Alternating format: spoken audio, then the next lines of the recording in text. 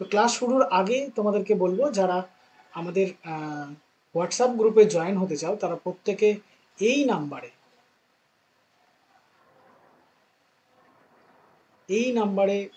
SMS করবে, তাহলে আমরা তোমাদেরকে আমাদের হোয়াটসঅ্যাপ গ্রুপে জয়েন করিয়ে নেব। ঠিক আছে? তো চলো শুরু করা যাক কথা না বলে আজকে আমাদের ক্লাসটা। তো প্রথমেই বলবো মাস ওয়াস্টিং। মাস ওয়াস্টিং জিনিসটা কি যদি আমরা দেখি, তাহলে দেখো এখান থেকে এই যে পাহাড়ের ঢাল, এই পাহাড়ের ঢাল বেয়ে যদি আমি একটু খেয়াল করি, তাহলে আমি দেখতে পাচ্ছি যে এই যে পাথরের খণ্ডগুলো কি হচ্ছে, পাহাড়ের ঢাল বেয়ে নিচের দিকে নেমে আসছে, তাই না? এই এই যে পাথরের খণ্ড, এটা হচ্ছে কি অ্যাকচুয়ালি আমাদের ভর, তাই না? ভর ওয়াস্টিং মানে পতন বলতে পারো, বা বলতে পারো সরে যাওয়া। ঠিক আছে? তাহলে দেখো এই যে পাহাড়ের যে শুরু, এখান থেকে কিসের প্রভাবে না গ্রাভিটি বলের প্রভাবে, কোন বলের প্রভাবে না গ্রাভিটির জন্য বা মধ্যাকর্ষণ বলের জন্য। মধ্যাকর্ষণ বলের জন্য এই পদার্থ যখন নিচের দিকে নেমে আসছে, এই যে ব্যাপারটা ঘটছে এটাকে আমরা কি বলি, মাস ওয়াস্টিং বা পুঞ্জিত ক্ষয়। তাহলে পুঞ্জিত ক্ষয় কিভাবে হয়? দেখো প্রথম কথা তো আমাদের প্রথমে যেটা হবে সেটা হচ্ছে ওয়েদারিং। এই পদার্থ এখানে ওয়েদারিং হবে বা আবহবিকার হবে, আবহবিকার ঘটবে। এই আবহবিকারের ফলে এখানে শিলাস্তর কি হবে, চূর্ণ বিচূর্ণ হয়ে যাবে। এখানে শিলাস্তর কি হয়ে যাবে, চূর্ণ বিচূর্ণ হয়ে যাবে। দেন এই এই যে শিলাস্তর চূর্ণ বিচূর্ণ হলো, এই পদার্থগুলো প্রথম কথা আমাদের মধ্যাকর্ষণ বলের কারণে হোক বা অন্য কোনো কারণে, সেটা যদি দ্রুত বা ধীর ধীর গতিতে বা দ্রুত যদি আমাদের নিচের দিকে নেমে আসে, এই যে দেখো এখানে যেমন পাথরগুলো নিচের দিকে নেমে এসছে, এখানে পাথরগুলো যেমন নিচের দিকে নেমে এসছে, এইরকম যদি নেমে আসে তাহলে এই পুরো ঘটনাটাকে আমরা কি বলে থাকি, মাস ওয়াস্টিং বলে থাকি। তো মাস ওয়াস্টিং হয় কিসের জন্য? বেসিক্যালি মধ্যাকর্ষণ শক্তি বা আমাদের গ্র্যাভিটি ফোর্সের জন্য। অর্থাৎ পৃথিবীর যে অভিকর্ষজ বল রয়েছে, সেই বলের জন্যই ম্যাক্সিমাম ক্ষেত্রে আমাদের মাস ওয়াস্টিং কিন্তু সংঘটিত হয়ে থাকে। বোঝা গেছে? তাহলে মাস ওয়াস্টিং কি আমি আবারও বলছি, যে প্রক্রিয়ায় আবহবিকারের ফলে যে সমস্ত আমাদের পদার্থগুলো রয়েছে শিলাস্তর, সেগুলো চূর্ণ বিচূর্ণ হবে এবং সেগুলো কোনো বাধা ছাড়া উপর থেকে নিচের দিকে নেমে আসবে। কি বলের প্রভাবে? মধ্যাকর্ষণ বলের প্রভাবে। তখন সেটাকে আমরা কি বলবো, বা পৃথিবীর অভিকর্ষজ বলের প্রভাবে যখন নিচের দিকে নেমে আসবে, তখন সেটাকে আমরা কি বলবো, মাস ওয়াস্টিং। ক্লিয়ার?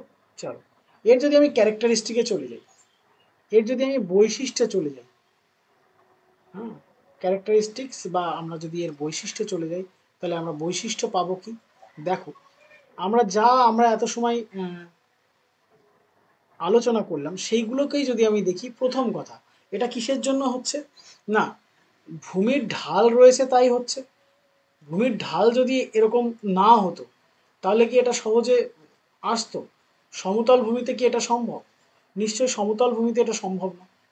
হ্যাঁ, দেখো ভূমির ঢাল যদি আমার এরকম থাকে কোনো স্থানে যদি আমার ভূমির ঢাল এরকম হয়, তাহলে এখানে যে সমস্ত পদার্থ আবহবিকার হবে সেইগুলোই এই দিকে মুভমেন্ট করে এখানে এসে জমা হবে, তাই না? ভূমির ঢালের কারণ হচ্ছে কোথাও যদি ভূমি এইরকম থাকে, তাহলে এখানে আবহবিকার হলো, কিন্তু এই পদার্থ কি এখান থেকে অন্যদিকে মুভ করবে? সহজে কিন্তু করবে না। তাহলে ভূমির ঢাল একটা কিন্তু ফ্যাক্ট। তাহলে ভূমির ঢালের কারণে এই যে শিলাস্তর বা শিলাখণ্ড কিন্তু কোথায় নেমে আসছে, নিচের দিকে কিন্তু নেমে আসছে। এটা আমাদের 1 নম্বর বৈশিষ্ট্য হয়ে যাচ্ছে। ঠিক আছে? 2 নম্বর যে বৈশিষ্ট্য বা যে শক্তিটা আমরা দেখলাম, সেটা হচ্ছে কি, সেটা হচ্ছে 2 নম্বরটা হচ্ছে মধ্যাকর্ষণ বল, তাই না? গ্রাভিটি বা পৃথিবীর অভিকর্ষজ বল। অভিকর্ষজ বল, পৃথিবীর অভিকর্ষজ বলের জন্য কি হচ্ছে না, এই পদার্থগুলো উপর থেকে নিচের দিকে নেমে আসছে। আমরা 2 নম্বর পেয়েছি। পাশাপাশি আমরা 3 নম্বরের বৈশিষ্ট্য যদি চলে যাই, এটা কি প্রক্রিয়া?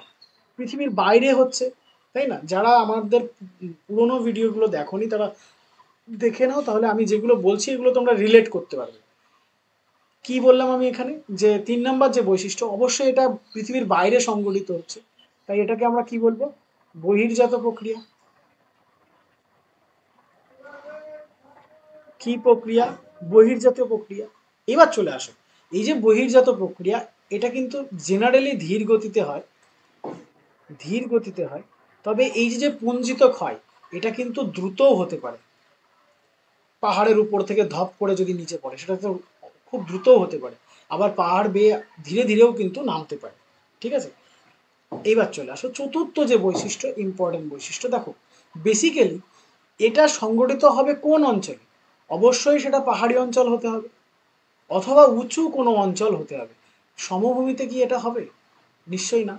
সমভূমিতে হওয়ার পসিবিলিটি নেই, কারণ এখান থেকে তো এই এক জায়গার থেকে পদার্থ আরেক জায়গায় যেতে গেলে পরে অনেক বেগ পেতে হবে, সেটা নদীর দ্বারা সংগঠিত হতে পারে। কিন্তু পার্বত্য অঞ্চলে যেখানে আবহবিকার হবে সেই পদার্থগুলো নিচের দিকে হতে পারে।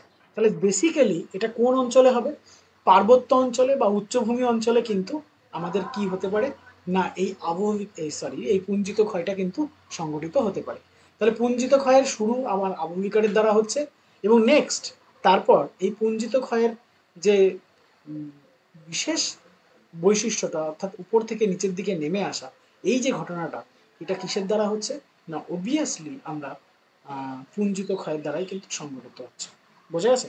এবং সেটা মধ্যাকর্ষণ বলের দ্বারা এবং আমাদের ভূমির ঢালের দ্বারা কিন্তু সংঘটিত হচ্ছে। তাহলে এই চারটে বৈশিষ্ট্য আমরা পেয়ে গেলাম। পুঞ্জিত ক্ষয় কি, পুঞ্জিত ক্ষয়ের বৈশিষ্ট্য। আর চিত্র তো এই যে আমি তোমাদের সামনে তুলে ধরেছি। যে কোনো, যদি তোমাদের এই ধরনের ছবি চিত্র আঁকতে অসুবিধা হয়, তোমরা এই এই চিত্রটা আঁকবে। এখানে দু একটা পাথর দেখিয়ে দেবে, এখানে দু একটা পাথর দেখিয়ে দেবে, আর এখানে দেবে যে আমাদের পদার্থ পড়ে যাচ্ছে। এই এই 2D ছবিও কিন্তু তোমরা দিতে পারো। এটা আমি 3D ছবি দিয়েছি, পারলে খুব ভালো, না পারলে এটা দিলেও কোনো সমস্যা নেই। নিচে তোমরা লিখে দেবে চিত্র, পুঞ্জিত ক্ষয়, পুঞ্জিত ক্ষয়। অবভিয়াসলি এটাকে বক্সের মধ্যে রাখবে, এটাকে বক্সের মধ্যে রাখবে, চেষ্টা করবে বক্সের মধ্যে রাখার, নাহলে ব্যাপারটা বেমানান হবে। আর একটা কথা মাথায় রাখবে, খাতার ডেকোরেশন আমি তোমাদেরকে আলাদা করে শিখিয়ে দেবো, কিভাবে খাতা ডেকোরেট করতে হয়, কিভাবে খাতায় লিখতে হয়, প্রত্যেকটা পার্টস আমি তোমাদেরকে বুঝিয়ে দেবো। ওকে, চলো। তাহলে আমরা প্রথমে দেখলাম পুঞ্জিত ক্ষয় কি, দ্বিতীয় আমরা পেলাম পুঞ্জিত ক্ষয়ের বৈশিষ্ট্য। নেক্সট আমরা চলে আসব, সেটা হচ্ছে কি কি কারণে আমাদের পুঞ্জিত ক্ষয় হয়। কি কি কারণে আমাদের পুঞ্জিত ক্ষয় হয়, আমরা সেই জায়গাটা আলোচনা করব। দেখো পুঞ্জিত ক্ষয় হয় বেসিক্যালি আমাদের দুটো কারণে, একটা হচ্ছে সক্রিয় কারণ, একটা হচ্ছে সক্রিয় কারণ, একটা হচ্ছে নিষ্ক্রিয় কারণ, একটা হচ্ছে নিষ্ক্রিয় কারণ। তো দেখো আমরা যদি সক্রিয় কারণের মধ্যে চলে আসি, তাহলে আমরা প্রথম যে বৈশিষ্ট্যটা পাবো সেটা কি না, আমাদের এই যে ভূমির খাড়া ঢাল, তাই না, এই খাড়া ঢালের পরিমাণ যদি অনেক বেশি থাকে, আর কোথাও ধরো ঢাল এই রকম আছে, এটা হচ্ছে এ নাম্বার কন্ডিশন, এটা হচ্ছে বি কন্ডিশন, তাই না। আমি এক নাম্বার সক্রিয় কারণের মধ্যে চলে আসছি। তো এই পুঞ্জিত ক্ষয় কোথায় বেশি হবে? মাস্ট বি এখানে বেশি হবে, কারণ এখানে ঢালের পরিমাণ কি আছে, ঢাল বেশি আছে। তাহলে ঢাল যদি বেশি থাকে, পুঞ্জিত ক্ষয় কি হবে, বা মাস ওয়াস্টিং কিন্তু বেশি হবে। এখানে ঢাল কম, তাই না, ঢাল কম, তাই এখানে কিন্তু মাস ওয়াস্টিং এর পরিমাণও কম হবে। এখানে যেমন ঢাল বেশি, পুঞ্জিত ক্ষয় বেশি, কিন্তু এখানে ঢাল কম, মাস ওয়াস্টিং কিন্তু বা পুঞ্জিত ক্ষয় কিন্তু কম হবে। বোঝা গেছে? চলে আসো নেক্সট, যদি আমরা দেখি সেটা হচ্ছে রেইনফল। রেইনফল দেখো, যদি আমরা দেখি ভূমির ঢালের সাথে রেইনফলের একটা গুরুত্বপূর্ণ ভূমিকা কিন্তু পালন করে। দেখো যেখানে প্রচুর পরিমাণে বৃষ্টিপাত হয়, যেখানে প্রচুর পরিমাণে বৃষ্টিপাত হয়, হ্যাঁ, সেখানে কিন্তু কি হবে, আবহবিকার বেশি হবে, আবহবিকার বেশি হবে। কিন্তু যেখানে বৃষ্টিপাত হয় না বললেই চলে, সেখানে কি হবে না, আবহবিকার কম হবে, আবহবিকার কম হবে। যখন আবহবিকার কম হবে, সেখানে কি হবে, পুঞ্জিত ক্ষয়ও কম হবে। আবহবিকার বেশি হলে পুঞ্জিত ক্ষয়ও বেশি হবে। তাহলে বৃষ্টিপাতের একটা ভূমিকা এখানে আমরা পাচ্ছি। তারপর চলে আসো, যদি আমরা দেখি এখানে, যদি কোথাও আর্থকুইক হয় কোনো পার্বত্য অঞ্চলে, আমি 3 নাম্বার বৈশিষ্ট্য যদি এখানে দেখি, তাহলে আমরা পাবো, দেখো এটার মধ্যে সক্রিয় কারণ নিয়ে আমি এখানে আলোচনা করছি, নিষ্ক্রিয় কারণ পরে আলোচনা করছি। 3 নাম্বার বৈশিষ্ট্য যদি আমরা দেখি সক্রিয় কারণের মধ্যে, যদি কোথাও কোনো পাহাড়ি অঞ্চলে আর্থকুইক হয়, আর কোনো পাহাড়ি অঞ্চলে আর্থকুইক কম হয়, অর্থাৎ ভূমিকম্প, ভূমিকম্প এখানে হচ্ছে, এখানে ভূমিকম্প হচ্ছে না। যে পাহাড়ি অঞ্চলে ভূমিকম্প বেশি হবে সেই পাহাড়ি অঞ্চলে আমাদের কিসের পরিমাণ বেশি হবে? না, পুঞ্জিত ক্ষয়ের পরিমাণ বেশি হবে। কারণ যখনই ভূমিকম্প হবে শিলাস্তর কেঁপে উঠবে, আর শিলাস্তর কেঁপে উঠলে সেই পদার্থগুলো এই ভূমির ঢাল বেয়ে নিচের দিকে নেমে আসতে সাহায্য করবে। কিন্তু যেখানে ভূমিকম্প হয় না সেখানে কি হবে? সেখানে তুলনামূলকভাবে কম কি হবে? না, তুলনামূলকভাবে কম কিন্তু আমাদের পুঞ্জিত ক্ষয় হবে। বোঝা গেল? এই গেল আমাদের সক্রিয় কারণ। এবার যদি আমরা চলে আসি নিষ্ক্রিয় কারণের মধ্যে, দেখো সক্রিয় কারণ আমরা পেয়েছি। এবার যদি আমরা নিষ্ক্রিয় কারণগুলো দেখি, নিষ্ক্রিয় কারণ, নিষ্ক্রিয় কারণ যদি আমরা দেখি তাহলে আমরা প্রথমে যেটা পাবো, একদম প্রথমে নিষ্ক্রিয় কারণের মধ্যে যদি আমরা দেখি সেটা হলো কি না, আমাদের এই যে যে পার্থিব ঢাল রয়েছে না, ঢালের যে বিকারগ্রস্ত অবস্থান রয়েছে, যদি ভার অত্যাধিক পরিমাণে বৃদ্ধি পায়। দেখো বিষয়টা হলো এই রকম যে এই পাহাড়ি অঞ্চল, এখানে আবহবিকারের পরিমাণ প্রচুর বৃদ্ধি পেয়েছে। ফলে এই পদার্থের মধ্যে কি বেশি বৃদ্ধি পেয়েছে? না, এর ভার অত্যাধিক বৃদ্ধি পেয়েছে। হ্যাঁ, এটা কিন্তু নিষ্ক্রিয় কারণ, অত অ্যাক্টিভ কারণ না। তো ভার যদি প্রচন্ড বৃদ্ধি পায় তাহলে কি হবে? এটা দ্রুত নিচের দিকে নেমে আসবে। তাহলে এটা হচ্ছে আমাদের 1 নম্বর নিষ্ক্রিয় কারণ। শিলাখণ্ড বলো, তারপরে তোমার রেগোলিথ বলো, মাটি বলো, এগুলো সবই কি হবে? দ্রুত অভিকর্ষজ বলের কারণে নিচের দিকে নেমে আসতে সুবিধা হবে, তাই না? এবার চলে আসো, যদি আমরা দেখি এটা আমাদের 1 নম্বর বৈশিষ্ট্য চলে আসলো। ব্যাপারটা বুঝতে পেরেছো সকলে? যদি বুঝতে না পারো আবার টেনে নিয়ে দেখো, বুঝতে পারবে। আমি আবারও বলে দিচ্ছি, যদি এখানে পদার্থের ভার বৃদ্ধি পায়, আবহবিকারের ফলে চূর্ণ বিচূর্ণ পদার্থের পরিমাণে ওজন বৃদ্ধি পায়, তাহলে এটা দ্রুত কি হবে? নিচের দিকে নেমে আসতে পারবে, দ্রুত নিচের দিকে নেমে আসবে। এটাই হচ্ছে আমাদের প্রথম নিষ্ক্রিয় কারণ। দ্বিতীয় নিষ্ক্রিয় কারণের মধ্যে যদি আমরা দেখি তাহলে আমরা পাবো যে উচ্চভূমির শিলাস্তর যদি পাতলা হয় এবং পাতলা বা দৃঢ় হয়, বা প্রবেশ্য শিলাস্তর এবং অপ্রবেশ্য শিলাস্তর পর্যায়ক্রমে অবস্থান করে, তাহলে পুঞ্জিত ক্ষয়ের সম্ভাবনা কিন্তু অনেক অংশে বৃদ্ধি পায়। মানে বিষয়টা হলো, এই ধরো একটা পাহাড়ি অঞ্চল, এর যে শিলাস্তর রয়েছে, এই শিলাস্তরটা প্রবেশ্য শিলাস্তর এবং অপ্রবেশ্য শিলাস্তর দ্বারা গঠিত। এই মাঝেরটা ধরো অপ্রবেশ্য শিলাস্তর, উপরেরটা ধরো প্রবেশ্য শিলাস্তর। প্রবেশ্য আর অপ্রবেশ্য শিলাস্তরের ব্যাপারটা কি? প্রবেশ্য মানে যেখানে আমার জল প্রবেশ করতে পারে, আর অপ্রবেশ্য যেখানে জল প্রবেশ করতে পারে না। এখানে জল প্রবেশ করতে পারে। এবার দেখো এই শিলাস্তরে জল প্রবেশ করতে পারছে, জল প্রবেশ করতে পারলে সেখানে কি করতে পারবে? সেখানে আমার প্রথম কাজ আবহবিকার করতে পারবে, তাই না? যদি আবহবিকার করতে সক্ষম হয়, নিচে তো অপ্রবেশ্য শিলাস্তর, তাহলে কি হবে? এই উপরের শিলাস্তরটা সহজে আলগা হয়ে যাবে এবং নিচের দিকে নেমে আসতে কিন্তু সুবিধা হবে। ঠিক আছে? এছাড়াও আমরা যদি 3 নম্বর বৈশিষ্ট্যে চলে আসি তাহলে দেখবো শিলাস্তরে যদি দারুণ ফাটল থাকে সেখানেও কিন্তু আমাদের কি হয়? পুঞ্জিত ক্ষয় হয়ে যায়, হয়। ঠিক আছে, এবার চলে আসো, তাহলে আমরা কি কি পেলাম? আমরা পেলাম পুঞ্জিত ক্ষয় কি, পুঞ্জিত ক্ষয়ের বৈশিষ্ট্য পেলাম। এবার আমরা পেলাম কি তারপরে? তারপরে গিয়ে আমরা পেলাম পুঞ্জিত ক্ষয়ের কারণ। এবার চলে আসো, এই পুঞ্জিত ক্ষয়ের যে ক্লাসিফিকেশন রয়েছে বা শ্রেণীবিভাগ রয়েছে সেটা নিয়ে আমরা একটু আলোচনা করব। দেখো এই পুঞ্জিত ক্ষয়কে স্টুয়ার্ট শার্প, ভার্নেস, চোরলে, স্ক্রুম, সার্ডেন, এই যে যে সমস্ত ব্যক্তিদের নাম আমি বললাম এগুলো তোমরা নোটে পেয়ে যাবে। তো এই সকল ব্যক্তিরা টোটাল এটাকে 6টা ভাগে ভাগ করেছে। তাহলে মাস ওয়াস্টিং বা পুঞ্জিত ক্ষয়কে কয় ভাগে ভাগ করা যায়? পুঞ্জিত ক্ষয়কে কয় ভাগে ভাগ করা যায়? না, মাস ওয়াস্টিং বা পুঞ্জিত ক্ষয়কে টোটাল 6 ভাগে ভাগ করা যায়। কারা করেছেন এটা? স্টুয়ার্ট শার্প, ভার্নেস, চোরলে, স্ক্রুম ও সার্ডেন। ঠিক আছে, তো চলো এক এক করে আমরা এই 6টা ভাগ আমরা আলোচনা করে নিই। চলো, প্রথম যে ভাগটা আমরা জানবো সেটা হচ্ছে বিসর্পণ।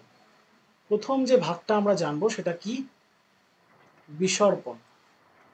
বিসর্পণ মানে এক জায়গার থেকে আর এক জায়গায় স্থানান্তর।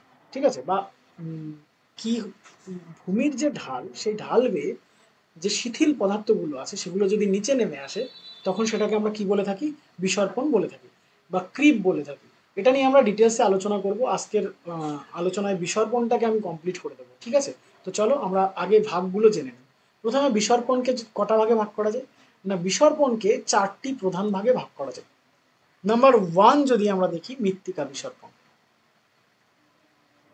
মৃত্তিকা বিসর্পণ। নাম্বার 2 তে যদি আমরা দেখি তাহলে দেখব শিলা বিসর্পণ। নাম্বার 3 যদি আমরা দেখি তাহলে আমরা পাবো ট্যালাস বিসর্পণ।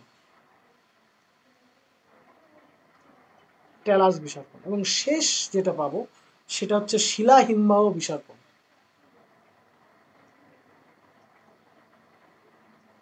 আমরা প্রত্যেকটা টপিক নিয়ে আলোচনা করব, প্রত্যেকটা টপিক আমরা ডিটেলসে শিখব, কোনো সমস্যা নেই। আপাতত ভাগগুলো জেনে নাও। বিসর্পণ হয়ে গেল। নেক্সট যেটা আমরা পাবো সেটা হচ্ছে কি না প্রবাহ। নেক্সট যেটা আমরা পাবো সেটা হচ্ছে প্রবাহ। প্রবাহ কয় প্রকার? প্রবাহ 2 প্রকার। এক হচ্ছে ধীর প্রবাহ, আর একটা হচ্ছে দ্রুত প্রবাহ। একটা হচ্ছে ধীর প্রবাহ, আর একটা হচ্ছে দ্রুত প্রবাহ। ধীর প্রবাহের মধ্যে আমাদের কি কি আসবে? দেখো, আমরা যদি ধীর প্রবাহকে ক্লাসিফাই করি তাহলে ধীর প্রবাহকে দুটো ভাগে ভাগ করা যায়। একটা হচ্ছে সলিফ্লাকশন। সলিফ্লাকশন। আর একটা কি? আর একটা হচ্ছে জেলিফ্লাকশন।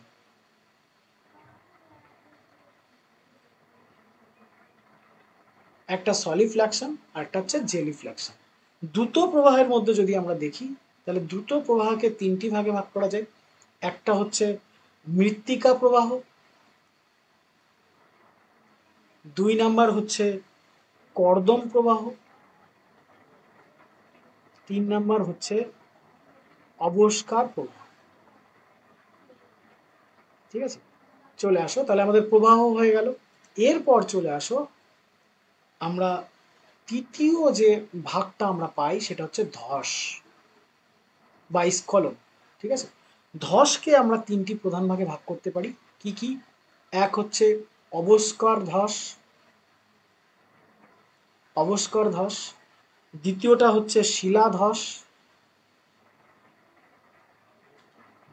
এবং তৃতীয়টা হচ্ছে প্রস্থচ্ছায় ধস।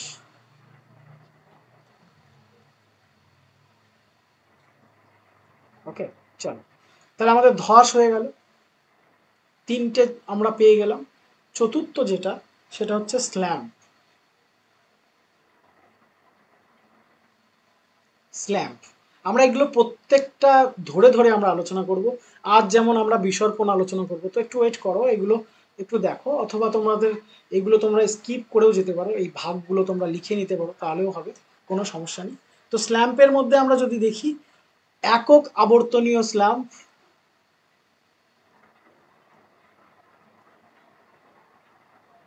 এই প্রত্যেকটা বিষয় নিয়ে আমি তোমাদের আলোচনা করে দেব। 2 হচ্ছে বহু আবর্তনীয়,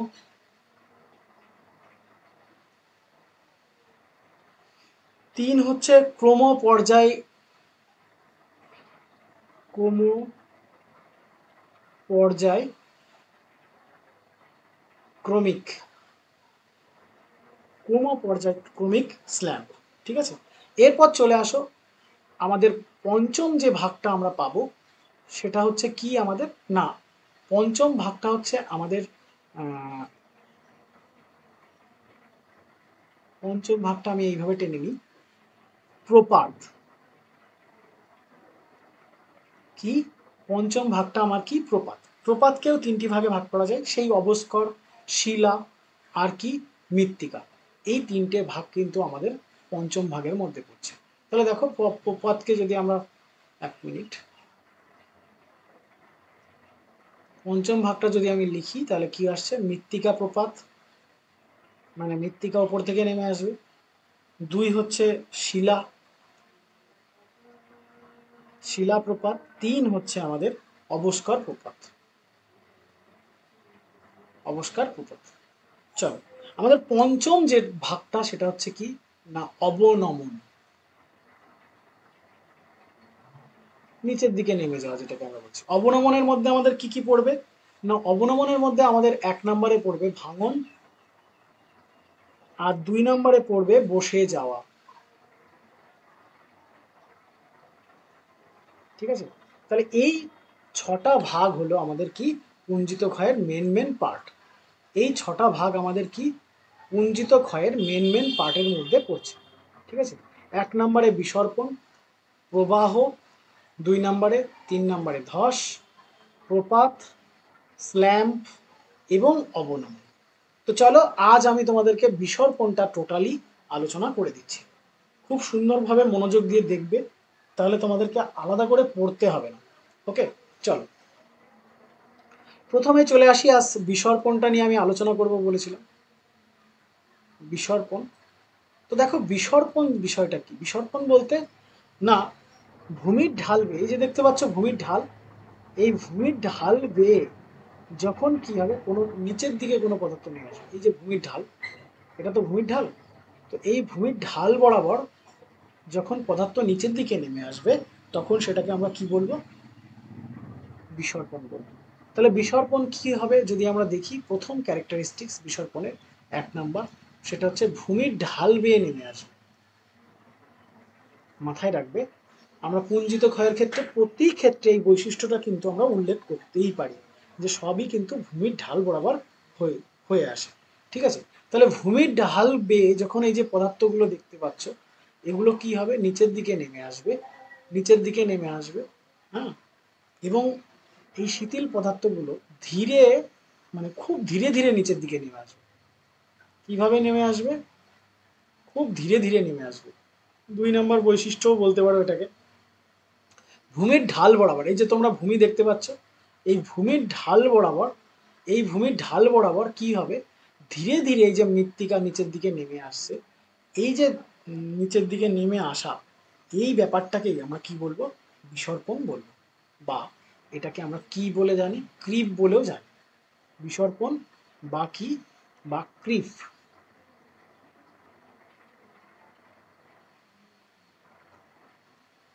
বিসর্পণ বা ক্রিপ বলেও কিন্তু এটাকে আমরা জানি। তাহলে বিসর্পণ কি বোঝা গেছে। বিসর্পণ কি, ভূমির ঢাল বেয়ে যখন শিথিল পদার্থ, এই যে আবহবিকারজাত পদার্থ, সেগুলো কি হবে, নিচের দিকে নেমে আসবে, তখন সেটাকে আমরা কি বলবো, বিসর্পণ বলবো। ঠিক আছে, যদি এর বৈশিষ্ট্য চলে আসি, তাহলে এটা ভূমির ঢাল বরাবর হয়, অতি ধীরে ধীরে এটা হচ্ছে। ঠিক আছে, এবং এর ফলে মৃত্তিকার স্তর নিচের দিকে কিন্তু নেমে আসছে। 3 নম্বর বৈশিষ্ট্য বলতে পারি, এর ফলে কি হয়, মৃত্তিকার স্তর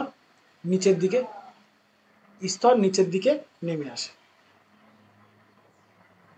ঠিক আছে, চলো এবার চলো আমরা আলোচনা করব এখানে মৃত্তিকার বিসর্পণ।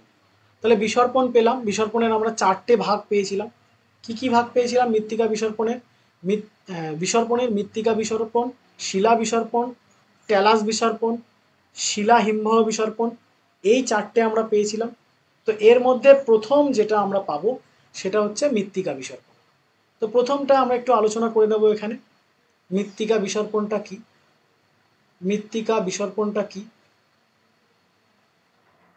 মৃত্তিকার বিসর্পণটা কি আমরা এখানে প্রথমে আলোচনা করে দেবো। তো প্রথম দেখো, এই যে মৃত্তিকা, দেখো আমরা একটু আগে বিসর্পণের সংজ্ঞা এখান থেকে বুঝিয়েছিলাম। এই যে উপরের স্তরের যে মৃত্তিকা রয়েছে, সেই মৃত্তিকাগুলো নিচের দিকে নেমে আসছে, মৃত্তিকাগুলো নিচের দিকে নেমে আসছে। তো মৃত্তিকার বিসর্পণ হলো কি, যে প্রক্রিয়ায় মৃত্তিকা এই ধীরে ধীরে উপর থেকে নিচের দিকে নেমে আসবে, সেটাই হবে আমাদের মৃত্তিকা বিসর্পণ। বোঝা গেল। তাহলে বিসর্পণ আমরা জেনেছি, তো যে ক্ষেত্রে শুধুমাত্র মৃত্তিকা নিচের দিকে নেমে আসবে সেটাকে আমরা কি বলবো, মৃত্তিকা বিসর্পণ। এটার ক্ষেত্রেও ধীরে ধীরে হবে, ভূমির ঢাল অনুযায়ী হবে, মানে বিসর্পণের সংজ্ঞাটা আমাদের এখানে লাগু থাকবে, কিন্তু এক্ষেত্রে কি হবে না, মৃত্তিকা নিচের দিকে নেমে আসে। ঠিক আছে, যদি এই মৃত্তিকা নিচের দিকে নেমে আসে, এটাকে আমরা কি বলবো, মৃত্তিকা বিসর্পণ কিন্তু বলবো। ঠিক আছে, এক্ষেত্রে দেখো একটা জিনিস মাথায় রাখবে, এর ক্যারেক্টারিস্টিক্সের মধ্যে বা বৈশিষ্ট্যের মধ্যে একটা জিনিস মাথায় রাখবে, সেটা হলো কি, দেখো এখানে আমাদের ইলেকট্রিক খুঁটিগুলো একদিকে ঢাল হয়ে যায়, গাছগুলো এরকম বেন্ড হয়ে যায়। হুম, পাশাপাশি যদি পাহাড়ি অঞ্চলে বেড়া দেওয়া থাকে, বেড়াও কিন্তু আমাদের এইভাবে কিন্তু কি হয়ে থাকে, বাঁকা হয়ে থাকে। ঠিক আছে, তো এটা কিন্তু আমাদের হয় কিসের ক্ষেত্রে, মৃত্তিকা বিসর্পণের ক্ষেত্রে। আমরা 1 নাম্বার পেয়ে গেলাম। 2 নাম্বার একটা জিনিস এখান থেকে আমাদের জানতে হবে, সেটা হচ্ছে এইখানে ভূমির ঢাল 5 ডিগ্রি থেকে 20 ডিগ্রির কাছাকাছি হয়ে থাকে।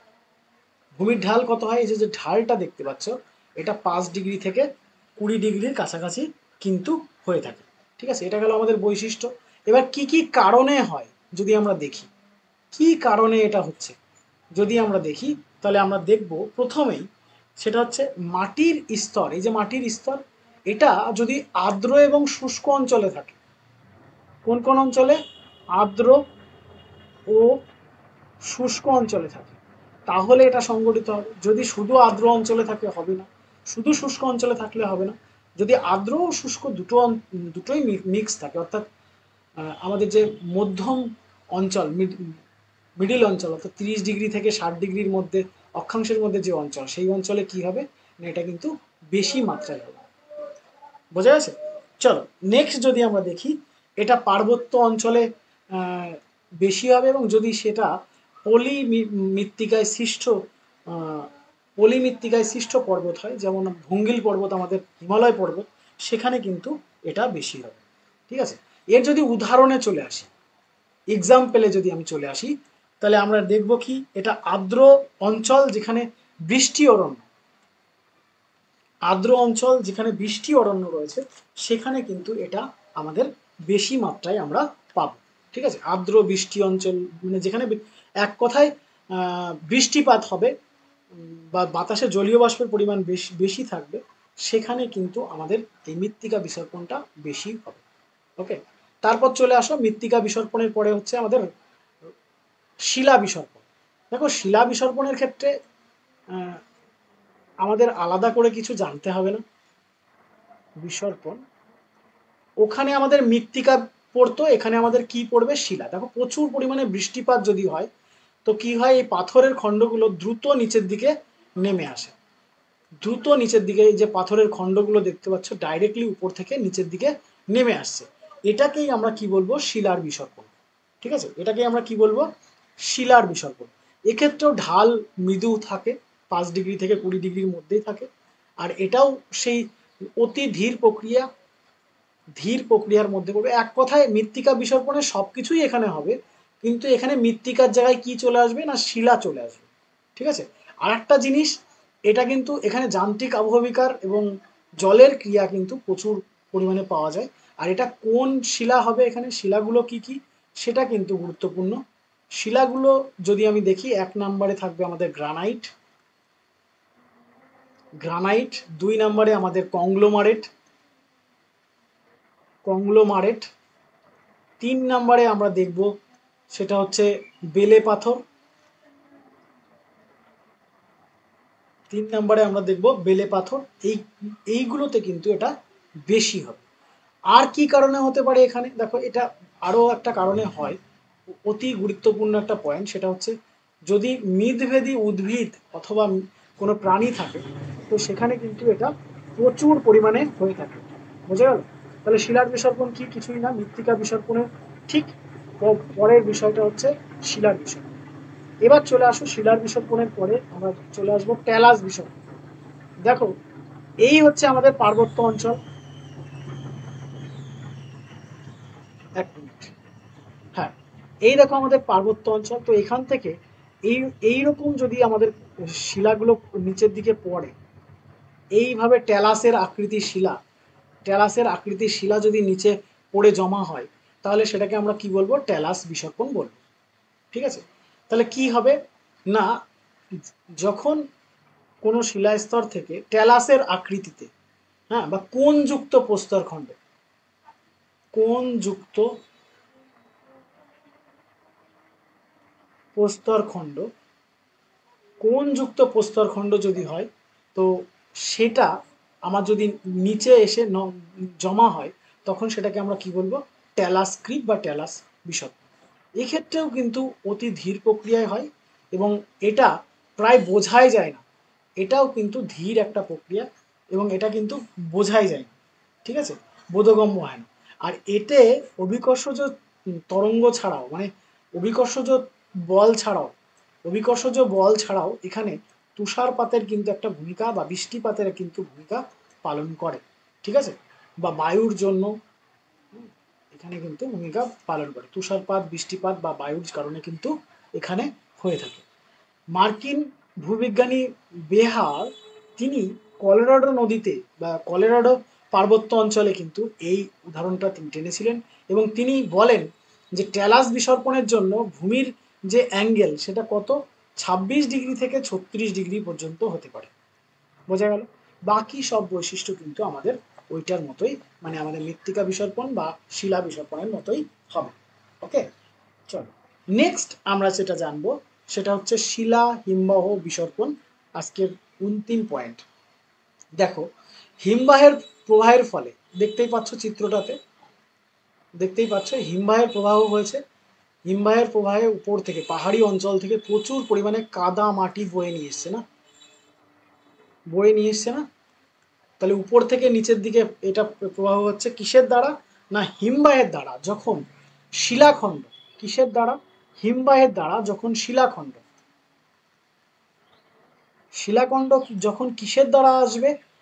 হিমবাহের দ্বারা প্রবাহ হয়ে নিচের দিকে নেমে আসবে, তখন সেটাকে আমরা কি বলবো? রক গ্লেসিয়ার ক্রিপ বা শিলা হিমবাহ বিসর্পণ কিন্তু আমরা বলবো। আর এটা কিন্তু আমাদের সেই একই ব্যাপার, অভিকর্ষজ বলের কারণে আসবে, খুব ধীর প্রক্রিয়া। হ্যাঁ, এর যদি কারণ দেখি তাহলে আমরা দেখব যে উঁচু পার্বত্য অঞ্চল, এই যে উঁচু পার্বত্য অঞ্চল থেকে হিমবাহের প্রবাহের ফলে কি হবে? নিচের দিকে নেমে আসবে। ঠিক আছে, এবং এক্ষেত্রে তুষারপাত এবং বৃষ্টিপাত মাস্ট বি প্রয়োজন, মানে ভীষণভাবে প্রয়োজন। তুষারপাত এবং বৃষ্টিপাত হলে এই পিচ্ছিল হয়ে যাবে জায়গাটা এবং নিচের দিকে নেমে আসবে। বোঝা গেল? এটাকে আমরা কি বলে থাকি? এটাকে আমরা বলে থাকি শিলা হিমবাহ বিসর্পণ। ক্লিয়ার? চলো এবার একটু জেনে রাখো, আমরা আগামী দিন তোমাদেরকে ক্লাস শুরু করব এখান থেকে, অর্থাৎ প্রবাহ থেকে ক্লাস শুরু হবে। প্রবাহ, ধস, প্রপাত, স্ল্যাম, অবনমন, এই প্রত্যেকটা নিয়েই আমরা আলোচনা করব। তো তোমরা যারা আমাদের পেইড ব্যাচে অংশগ্রহণ করতে চাও তারা যোগাযোগ করতে পারো আমাদের এই নাম্বারে 9332557655। এই নাম্বারে তোমরা হোয়াটসঅ্যাপ করতে পারো। আর আমাদের ফ্রি মক টেস্ট সিরিজে জয়েন করতে হলেও তোমরা এই নাম্বারে যোগাযোগ করতে পারো। দেখা হবে আগামী ভিডিওতে। তার আগে তোমাদেরকে একটা রিকোয়েস্ট রাখবো যে ভিডিওটা কেমন লাগলো একটু 2-1 লাইন লিখো, তাহলে আমি নতুন ভিডিও দেওয়ার একটা স্পার্ক নিজের মধ্যে ফিল করবো যে না ঠিক আছে, চলো আমি শেখাচ্ছি, তোমরা শিখতে পারছো। এই বিষয়গুলো একটু করবে প্রত্যেকে, এবং চেষ্টা করবে তোমাদের বন্ধুদের মাঝে শেয়ার করে দেওয়া। আমি তোমাদের সমগ্র সিলেবাসটাই কিন্তু এই ক্লাসের মধ্যে দিয়ে তুলে ধরবো। ঠিক আছে, এছাড়া আমাদের অ্যাপস রয়েছে টোটাল, আমাদের যে পেইড ব্যাচের কন্ডিশনগুলো রয়েছে তোমরা যারা জানো না, এই নাম্বারে হোয়াটসঅ্যাপ করো, আমরা তাদেরকে ডিটেলসটা শেয়ার করব। যদি তোমাদের মনে হয় যে না পেইড ব্যাচে অংশগ্রহণ করলে ভালো হবে,